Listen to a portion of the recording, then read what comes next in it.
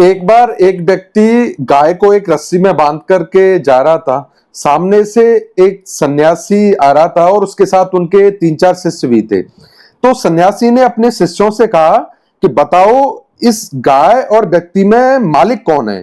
तो वो ज्यादातर शिष्य थे, वो हंसे, उन्होंने कहा स्वामी जी कैसी बात करते हो, ये तो सबको पता ही है कि ये जो गाय है इसका मालिक, ये जो व्यक्ति इसने बांध रखा है ये व्यक्ति इसका मालिक है। तो सन्यासी ने कहा नहीं, तुम गलत कह रहे हो, ये गाय इसकी मालिक है। तो सबको ताज्जुब हुआ, उन्होंने कहा कि कैसे, हमें बताओ। उन्होंने कहा कि ऐसा करो कि इसको रोको। उन्होंने रोका और रोकने के बाद उस गाय की जो रस्सी जिससे बंधी हुई थी उसको कट कर दिया। और कट करने के बाद उन्होंने कहा कि अब देखो ये गाय इसको ढूंढेगी या ये व्यक्ति इसको ढूंढेगा। तो आखिर में गाय तो वहां से फ्री स्वतंत्र हो गई, तो वो भागने लगी और भाग करके अलग चली गई। तो वो व्यक्ति उसके पीछे पीछे उसको ढूंढने के लिए भागा। तो उन्होंने ये संदेश दिया कि ऐसे ही जीवन में हम जब किसी को बांधना चाहते हैं या किसी को बांधते हैं तो वो हमारा गुलाम नहीं बनता, बल्कि हम उसके गुलाम बन जाते हैं।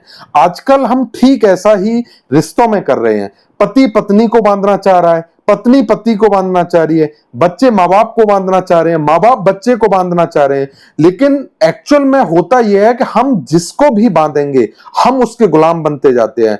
हम फिर ये इस चीज को महसूस करने लगते हैं कि ये हमसे दूर ना हो जाए, ये हमसे बिना पूछे कुछ काम न करे, ये ऐसा क्यों कर रहा है, ये वैसा क्यों कर रहा है। तो इसीलिए जो स्वतंत्रता का पहला सूत्र है वो है आजादी, वो किसी को बंधन में बिना बांधना।